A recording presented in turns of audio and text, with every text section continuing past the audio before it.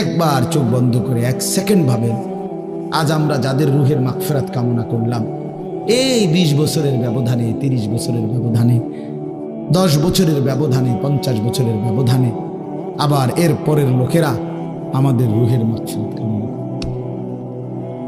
এটা কি পরিমাণ বাস্তবতা, কি পরিমাণ বাস্তব! এটাকে অস্বীকার করার, না বুঝার কিছুই নাই, মৃত্যুকে না বুঝার কিছুই নেই। কারণ এত বেশি জলজ্জান্ত আল্লাহ তাআলা এটা আমাদের সামনে দেখাইছেন, এত মানুষের মৃত্যু আল্লাহ আমাদের সামনে দেখাইছেন, এটাকে অস্বীকার করার, না বুঝার কিছুই কিছুই নেই। গাফেল সন্তান কোনো কিছুতেই যাকে কোনো আসর করে না। আহা, আপনারা জানেন না, আপনাদের এক এক ছেলের অবস্থা হলো কলিজাটা পাথর হয়ে গেছে, কোনো কিছুই তার কলিজা নাড়ায় না। এত শক্ত জানোয়ার যে খোদার 365 দিনে কোনো দিন ফজরের নামাজ পড়ে না, একদিনও না। মানুষের বাচ্চা এত বড় জানোয়ার হয় কেন? আরে তুই কোন মানুষের বাচ্চা? তুই কোন মার দুধ খাইলি? নাফরমান! কেমনে মানুষ হইল? এটা কি ধরনের মানুষ? একদিনও নামাজ পড়ে? ছি ছি ছি ছি ছি! মুসলমানের বাচ্চা এত বড় জানোয়ার হয় কেমনে? কোনদিন নামাজ পড়ে না, 6 মাসে 9 মাসে কোনদিন বলতে পারবে না নাফরমান কোনদিন 5 ওয়াক্ত নামাজ পড়ছে কিনা। হায় হায়, এত বড় অসভ্য! মায়ের সন্তান হয় কেমনে? বাবার সন্তান হয় কেমনে? চিন্তা কর, কোনো কিছুই ছেলে পেলেদের হালাত হলে এই পরিমাণ লাগাম ছাড়া। কিসের মা, কিসের বাবা, কে তার মা, কে তার বাপ, কে কি তার ধর্ম, তার আল্লাহকে, তার রসুলকে, তারে বানাইছে কে, আসছে কোত্থেকে, কেন আসছে, কি করতেছে, কি করছে, কিচ্ছুর খবর, কিচ্ছুর খবর। আসে, হাঁটে, বুট খায়, বন খায়, মোবাইল টিপে, খারাইয়া মতে, বইয়া মতে, বন্ধু বান্ধবদের সাথে আড্ডা দেয়, মেয়ের পিছনে ঘুরে, অসভ্য অশ্লীল কথাবার্তা বলে। এটা কি এটা জিন্দিগি? এগুলো ভেবে দেখেন। উফ, কোন সুস্থ স্বাভাবিক মানুষ এমন হয়? বলো ভাইয়া, বলো। রাগ করো না বাপ, কে তোমা করে মনে করাই দেবে? কেউ মনে করে। বাবা আমারও ফিকির শেষ, শুধু টাকা রোজগারের ফিকির। দেশে থাইকা পারো, নইলে বিদেশ গিয়া পারো, কোনো না কোনো ভাবে পয়সা রোজগার করো। টাকা রোজগার করলে মা বাপ খুশি, টাকা রোজগার না করলে না অখুশি, খালাস। এরপরে ইমান আছে কিনা, ইসলাম আছে কিনা, নামাজ আছে কিনা, কোরআন আছে কিনা, আল্লাহ চিনে কিনা, হালাল হারাম কিনা, জায়েজ না জায়েজ না, এত কিছু আমার দরকার। ফুতের জিগায়ও না যে ফুত কামাই যে করতেছ, কি হালাল কামাই করো না হারাম না, এত কিছুর দরকার কি? টাকা দিতেছে, খাইতেছে, ঘুমাইতেছে, বিল্ডিং করতে আসে, জমি কিনতে আসে, আপেল মালটা খাইতেছে। এক ছেলে আমারে নিজে বলছে, আমি সবার ব্যাপারে বলি না, এক ছেলে আমারে নিজে বলছে, হুজুর আমি একটা দেশের নাম বলছে, যেই দেশে আমার কর্মটা ছিল, চলে আসছে ওই দেশ থেকে। আমার বলছে, হুজুর আমার কর্মটা হলো এই, মদের বার, মদের হোটেলে নারী পুরুষ উলঙ্গ জিনাবে বিচার করে, আমার দায়িত্ব শুধু পাশে দাঁড়িয়ে মদের বোতল নিয়ে দাঁড়ায় থাকা, যতবার তারা চায় অতবার তাদেরকে মদ গ্লাসে ঢেলে দেওয়া, তাদের হাতে তুলে দেওয়া। এর বিনিময়ে আমার মাসে বেতন 2 লাখ টাকা। মুসলমান, মুসলমান, মুসলমানের সন্তান, বাংলাদেশের সন্তান। তো এই টাকা যখন বাবা খাচ্ছেন, বিল্ডিং করতেছে, কোনো টেনশন নাই। আমি আবারও বলছি, আমি সবার জন্য বলি, ওই বলছি দেখে অট্টা কইছি, কথা বুঝছেন? আমি তো নাম ঠিকানা বলি না। এই জন্য আমার বাপ, ডাক দিয়েন না, ডাক দিয়েন না, একজনও ডাক দিয়েন না, অসভ্যরে ডাক দিয়েন না। হ্যাঁ হ্যাঁ, ডাক দিবেন কেন? হাইওয়ানকে ডাক দিবেন কেন? শুনেন, আপনারাই শুনেন, এত এত মানুষ শুনতে হবে না। যদি আমার এই কথা একজনে বুঝেন, আমি মনে করি এতটুকুই আমার লাভ। দুইজন বুঝতে দুইজনই লাভ। আল্লাহ আমাদেরকে তৌফিক দান করে। চলেন, কোরআনুল কারীমের এই সূরাটি 99 নম্বর সূরা। 114টি সূরা কোরআন শরীফে, তন্মধ্যে এটা হলো 99 নম্বর, 30 নম্বর পারা। পুরা কোরআনুল কারীমের মধ্যে মোট 30 পারা। এই মোট 30 পারার মধ্যে এটা হলো 30 নম্বর পারার সূরা, 99 সূরা নম্বর। সূরাটির নাম হচ্ছে জিলজাল, সূরায়ে জিলজাল। জিলজাল শব্দের অর্থ বা জালজালা, জিলজাল একই শব্দ, দুই রকম ব্যবহার। অর্থ হলো ভূমিকম্প। জিলজাল শব্দের অর্থ কি বলেন? ভূমিকম্প। ভূমিকম্প, এই যে জমিন কাঁপে, ভূমিকম্প হয়, এই সূরার অর্থ হলো এইটা। এই ভূমিকম্প বলতে, জিলজাল বলতে আল্লাহ তাআলা কিয়ামতের ভূমিকম্প বুঝাইছে। পৃথিবীতে এমনিতে প্রতিনিয়ত মাঝে মধ্যে বিভিন্ন এলাকা ভেদে, অঞ্চল ভেদে ভূমিকম্প হয়। হ্যাঁ, আধা মিনিট, 30 সেকেন্ড, 40 সেকেন্ড, 50 সেকেন্ড, কিংবা তার চাইতে সামান্য কম বেশি এরকম সময় ভূমিকম্প হয়। এতেই বহু ক্ষয়ক্ষতি হয়। যখনই যেখানে কোথাও ভূমিকম্প হয়, তো সেখানে অনেক ক্ষয়ক্ষতি হয়, ঘর বাড়ি বিভিন্ন কিছুর অনেক ক্ষতিগ্রস্ত হয়। কিন্তু আল্লাহ তাআলা বলেন একটি চূড়ান্ত ভূমিকম্প আছে, যেই ভূমিকম্পটা যখন হবে তখন একসাথে আল্লাহর সৃষ্টি পুরাটা জমিন একসাথে ভূমিকম্প হবে, এবং সেটা কতক্ষণ থাকবে সেটা আল্লাহই জানে, সেটা আল্লাহই জানে। এরকম ভূমিকম্প হবে। আর সেই ভূমিকম্পটা হলো কিয়ামতের ভূমিকম্প। অর্থাৎ এই পৃথিবী ধ্বংস করার জন্য আল্লাহ তাআলা তার গোটা সৃষ্টি জগৎকে মউত দিবেন। মৃত্যু দুই রকমের, একটা হলো ব্যক্তিগত পৃথক একক মৃত্যু, আর একটা হলো গোটা আলমের মৃত্যু। সবার যখন পৃথক মৃত্যু হয় তো এটারে বলে মউত। আর গোটা পৃথিবীর যখন আল্লাহর সৃষ্টি সবটার যখন একসাথে মৃত্যু হবে সেটারে কয় কিয়ামত। সেটাই কিয়ামত, ওইটাও একটা মৃত্যু। আসমানের মউত হবে, জমিনের মউত হবে, সূর্য চন্দ্র গ্রহ নক্ষত্রের মৃত্যু হবে, অর্থাৎ সব কিছু শেষ হবে। তো এই যে কিয়ামত, এটা আমাদের ঈমানের অংশ, এটা হবেই হবে, এটা হবেই হবে। আখিরাত, কিয়ামত, এই পৃথিবী একদিন ধ্বংস হবে, শেষ হবে, এটা কোরআনুল কারীমের অসংখ্য আয়াতে আল্লাহ তাআলা বলছেন, বারবার বলছেন, বারবার, যে বান্দা যত সুন্দরী তোমার কাছে লাগে দুনিয়া, যত আকর্ষণীয় মনে হয় না কেন দুনিয়া, একে তো তুমিও থাকবে না, একে তো দুনিয়া নিজেই থাকবে। দুটোটা মনে রাখবে, না তুমি থাকবে স্থায়ী, না দুনিয়া থাকবে স্থায়ী, কোনোটাই না। তুমিও মৃত্যুবরণ করবা, একদিন দুনিয়ারও মৃত্যু হয়েছে, দুনিয়ারও মৃত্যু হয়েছে। প্রতিটা মানুষকে মরতে হবে, এটা আমরা সবাই জানি। কুল্লু নাফসিন যায়িকাতুল মাউত, সমস্ত আত্মা, সমস্ত প্রাণ, আল্লাহ তাআলা বলেন মৃত্যুর স্বাদ গ্রহণ করুন, মৃত্যুর স্বাদ গ্রহণ করুন। কুল ইন্নাল মাউতাল্লাযী তাফিররুনা মিনহু ফাইন্নাহু মুলাকীকুম। আল্লাহ তাআলা বলেন, হে নবী আপনি বলে দেন, ও দুনিয়াবাসী, মৃত্যু থেকে তোমরা যেখানেই পলায়ন করো না কেন, মৃত্যু তোমাদের সাথে সেখানে গিয়েই নিজেই মোলাকাত করো, সাক্ষাৎ করো। তুমি ডাকতে হবে না, মৃত্যু নিজেই আসে, মৃত্যু নিজেই আসে। আইনামা তাকুনু ইউদরিকুমুল মাউতু ওয়ালাউ কুনতুম ফি বুরুজিন মুশাইয়াদা। আল্লাহ বলে, তুমি যদি এমন একটা বিল্ডিং বানাও, ঘর বানাও, যে ঘরটা অনেক উঁচা, যে ঘরটার উপর দিয়া কেউ ভিতরে ঢুকতে পারবে না, যে ঘরটার মধ্যে একটা ছিদ্র নাই, একদম আটকানো, তো এরকম একটা ছিদ্রবিহীন সুউচ্চ ঘরও যদি তুমি বানিয়ে তার ভেতরেও তুমি আশ্রয় নাও, তো ইউদরিকুমুল মাউতু, মৃত্যু তোমার সেখানেই পৌঁছে। তোমার সেখানেই পৌঁছবে।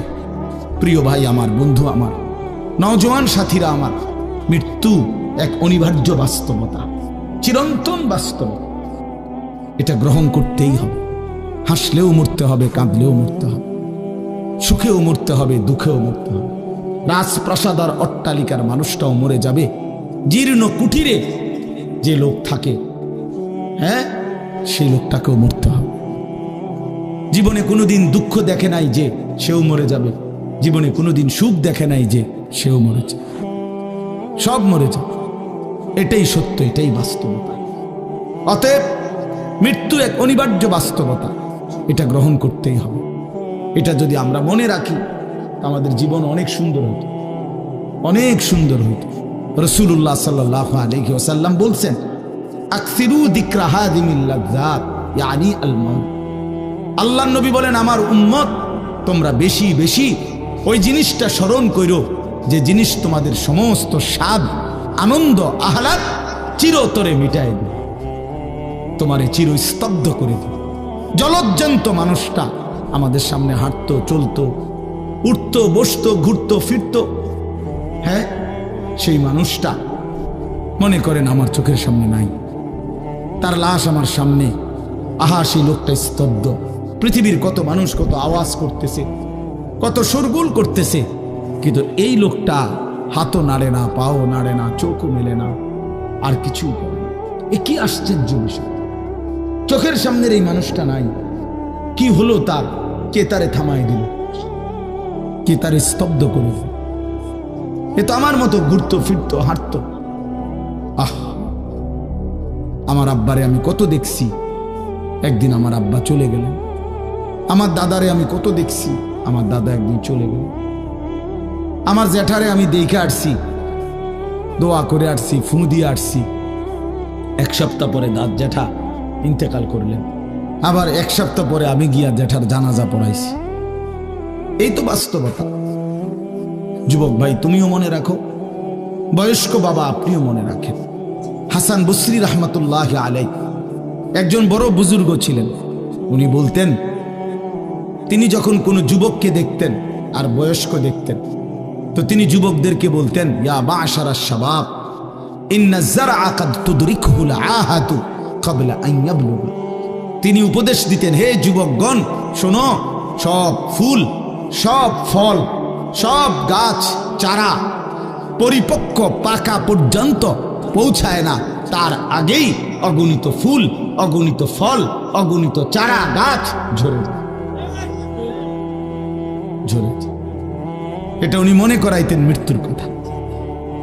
উনি এটা বুঝাইতেন, যুবক তুমি দেখো, একটা আম গাছের মধ্যে যতগুলো মুকুল ধরছে ফুল, সবগুলো আম হয় না। যতগুলো আম ধরছিল ছোট ছোট, সবগুলো বড় পাকা পর্যন্ত যায় না, তার আগেই ঝরে যায়। ঝরেই যায় বেশি, থাইকা যায় অল্প।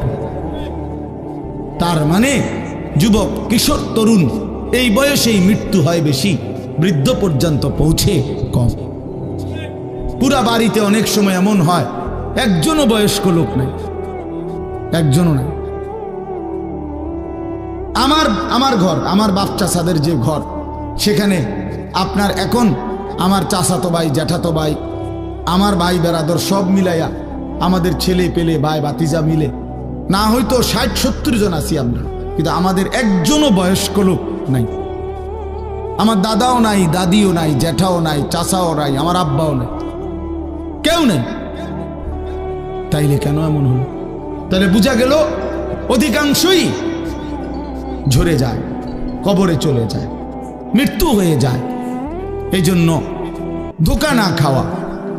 আরেকটা হলো, বয়স্ক লোককে দেখলে উনি বলতেন, হাসান বসরি রহমতুল্লাহ আলাইহি, ইয়া মা'শারা শুয়ুখ, হে বৃদ্ধগণ। উনি তাদেরকে জিজ্ঞাসা করতেন যে, মা ইউনতাজারু বিসসারআ ইযা বালাগা, যখন কোনো ফসল পাইকা যায় তখন আর বাকি থাকে কি? কি বাকি থাকে? কাটা। কথা বলে না, কি বাকি থাকে? ক্বালু আল হাসাদ, বা কাটাটা বাকি থাকে, পাইকা তো গেছে। তার মানে আপনারা পাইকা তো গেছেন, বয়স তো হয়েই গেছে, আর শুধু মৃত্যুটা বাকি, আর শুধু মৃত্যুটা বাকি। তাইলে যুবককে বলতেন, তুমি ভেবো না তুমি বৃদ্ধ হবা, কারণ অসংখ্য ফুল তো আগেই ঝরে যায়, অসংখ্য ফল তো আগেই ঝরে যায়, অসংখ্য গাছ তো আগেই ঝরে যায়। আবার বৃদ্ধকে বলতেন যে আপনার তো আর কিছুই বাকি নাই, আপনি তো পাইকেই গেছেন, এখন শুধু কাটা, কবর, মৃত্যু ছাড়া আর বাকিটা কি? তাহলে মৃত্যু ভুলে না যাওয়া, মৌত ভুলে না যাওয়া।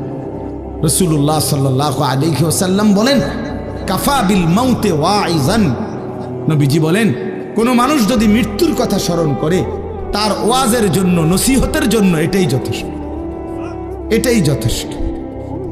আমরা কিতাবে পড়ছি, হযরত ওমর রাদিয়াল্লাহু তাআলা আনহু, এত বড় সাহাবী, উনি বলতেন, কুল্লা ইয়াউমিন ইউকালু মাতা ফুলান মাতা ফুলান ওয়ালা বুদ্দা মিন ইয়াউমিন ইউকালু মাতা ওমর। তিনি বলতেন, হায় শোনো, প্রতিদিন ঘোষণা হয় আজ অমুকের মৃত্যু হলো, অমুকের মৃত্যু হলো, অমুকের মৃত্যু হলো। অচিরেই একদিন ঘোষণা হবে আজ ওমরের মৃত্যু হলো, আজ ওমরের মৃত্যু হলো। উনি বলেন, এই ঘোষণা শুনবে খুব দ্রুত একদিন। এই জন্য বাপ, এই আমাদের ব্যক্তিগতভাবে প্রতিনিয়ত মৃত্যু হচ্ছে, ঠিক এভাবে আমরা তো মরছি, একদিন এই গোটা আলমের মৃত্যু হবে, একদিন এই গোটা সৃষ্টিটাই আল্লাহ তাআলা গোটায় ফেলবে। আচ্ছা, কি আশ্চর্য কথা, এটা কি অবাক করা। এক মিনিট যদি কেউ বিবেক দিয়া ভাবে, যারে বলে কি হুজুর, বলেন কি, এত বড় আসমান ভেঙে যাবে, এই সূর্য খসে পড়বে, চাঁদ খসে পড়বে। আল্লাহ তাআলা বলছে, ইযা সামাউন ফাতারাত, আসমান ভেঙে যাবে, ওয়া ইদাল কাওয়াকিবুন তাসারাত, তারকারাজি খসে খসে পড়বে, ইযা শামসু কুব্বিরাত ওয়া ইদাল কাওয়াকিবুন তাসারাত। আল্লাহ তাআলা বলছেন, সূর্যটা গুটায় ফেলা হবে, পাহাড়গুলো বালির মতো, তুলার মতো উঠতে থাকবে।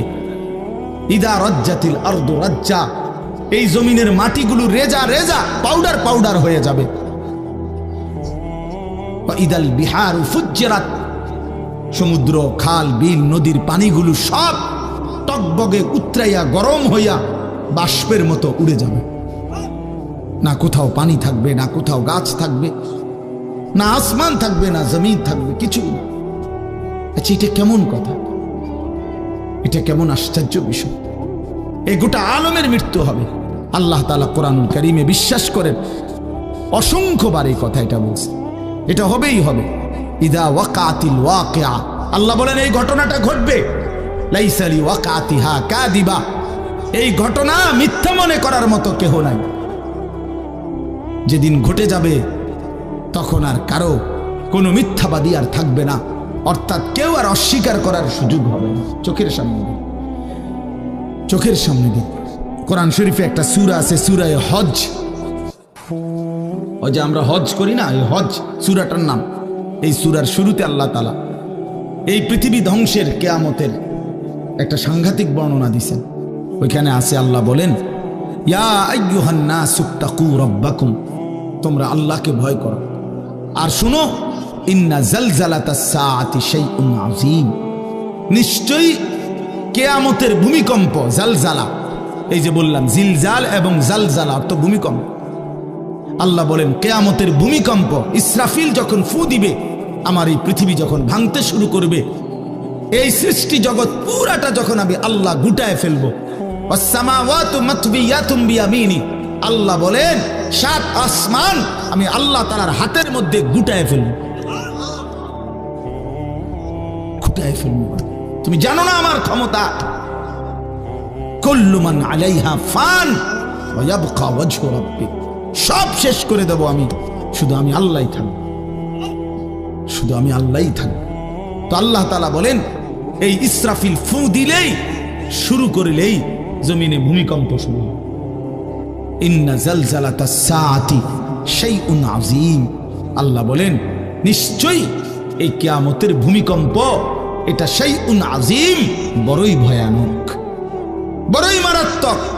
কারণ দুনিয়ার ভূমিকম্প, এক নাম্বার হলো বর্তমানের ভূমিকম্প কখনো 30 সেকেন্ড, কখনো 40 সেকেন্ড, কখনো 47 সেকেন্ড, 50 সেকেন্ড, এই সেকেন্ড মিনিট না, 47 মিনিট নি ভূমিকম্প হয়। কথা কর না কেন? 30 মিনিট ভূমিকম্প হয়। 30 মিনিট ভূমিকম্প হইলে আমাদের 14 গোষ্ঠী থাকবে মিনিট। 30 সেকেন্ড, 40 সেকেন্ড হয় ভূমিকম্প। এইটুকুতে একে তো সময় সামান্য, দ্বিতীয়ত হলো একসাথে গোটা পৃথিবীতে হয় না, এদিকে হলে ওইদিকে হয় না এরকম। কিন্তু আল্লাহ তাআলা বলেন ইসরাফিল ফু দিলে যে ভূমিকম্পটা হবে, সেই ভূমিকম্পটা গোটা পৃথিবী একসাথে নাড়ায় দিবে, একসাথে নড়ে। 47 সেকেন্ড না, কতক্ষণ সেটা আল্লাহই জানে। তখন অবস্থা কি হবে? মানুষের আতঙ্ক, এই ভূমিকম্পে আতঙ্ক। হ্যাঁ, আমি একবার চাঁদপুর মাহফিলে ছিলাম, রাত্রে ঘুমাইছি মসজিদের রুমে, ইমাম সাহেবের রুমে। এই সময় ভূমিকম্প আইছে, দরজা খুলে দিছি দৌড়। মসজিদের মাঠে আইছি দাঁড়াইয়া, চাই যে পুরা গ্রামের মানুষ সব আইসা বলছে হই হুল্লোড় চিৎকার, হায় হায়। অথচ সবাই চিৎকার দিতে দিতে ভূমিকম্প শেষ।